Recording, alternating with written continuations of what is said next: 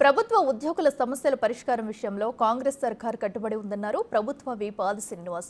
ప్రభుత్వ ఉద్యోగులకు ప్రమోషన్లు ఇవ్వడంతో పాటు దశాబ్దాలుగా పెండింగ్లో ఉన్న బదిలీల ప్రక్రియను పూర్తి చేశామని గుర్తు చేశారు. కేసీఆర్ హయాంలో ఉద్యోగులకు 4 డిఏలు పెండింగ్లో పెట్టి వెళ్లిపోయారని, తాము వచ్చిన తర్వాత 1 డిఏ ఇచ్చామని ప్రభుత్వ విప్ గుర్తు చేశారు. ఉద్యోగుల సమస్యల పరిష్కారానికి సీనియర్ ఐఏఎస్ అధికారులతో కమిటీ ఏర్పాటు చేశామన్నారు ఆది శ్రీనివాస్. ఉద్యోగాలకు సంబంధించినటువంటి సమస్యలను పరిష్కారం చేయడంలో భాగంగా ప్రమోషన్లు ఇచ్చేటువంటి కార్యక్రమం చేయడము, బదిలీలకు సంబంధించినటువంటి కార్యక్రమాన్ని ఎక్కడ కూడా ఎలాంటి ఇబ్బందులు రాకుండా చేసినటువంటి వైనాన్ని గుర్తు చేస్తూ మొదటి తారీఖునే ప్రభుత్వ ఉద్యోగులకు వేతనాలు ఇచ్చేటువంటి పరిస్థితి తీసుకొని వచ్చిన సందర్భాన్ని గుర్తు చేస్తూ గత బీఆర్ఎస్ ప్రభుత్వం అసలు ఉద్యోగులను పట్టించుకున్న పరిస్థితి లేదు. గత ప్రభుత్వంలో 15వ తారీఖు నాడు వారికి వేతనాలు ఇచ్చేటువంటి సందర్భాన్ని గుర్తు చేస్తూ గత కేసీఆర్ ప్రభుత్వం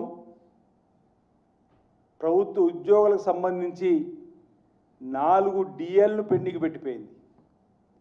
ఈ ప్రభుత్వం వచ్చిన తర్వాత 1 డిఏ ఇప్పటికే ప్రభుత్వ ఉద్యోగులకు ఇచ్చుకోగలిగినాం.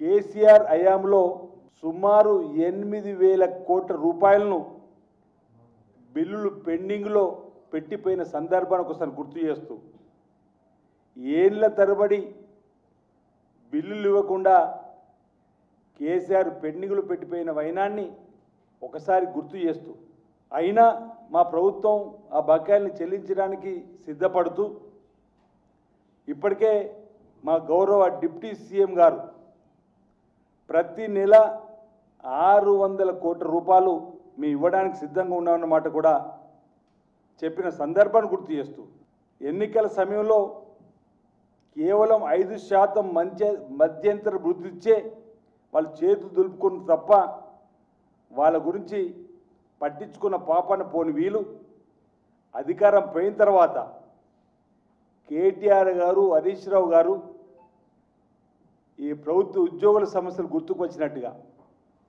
వారిపై ఎనలేని ప్రేమను చూపెట్టే విధంగా ప్రభుత్వానికి వ్యతిరేకంగా ఉద్యోగులను రెచ్చగొట్టడం కోసం చేసే ఒక ప్రయత్నంలో భాగంగానే ప్రభుత్వ ఉద్యోగ మాజీ సంఘ నాయకులను పిలిచి ఈ ఉద్యోగ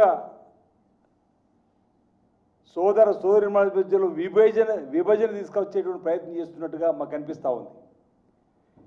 నేను అడుగుతా ఉన్నా, ప్రభుత్వ ఉద్యోగ మాజీ సంఘ నాయకులతో ఏదైతే భేటీ, ఏదైతే చర్చ, ప్రభుత్వ ఉద్యోగ సంఘాల్లో చీలిక తీసుకురావడం చేసేటువంటి ప్రయత్నం సూటిగా మేము అడుగుతూ ఉన్నాం.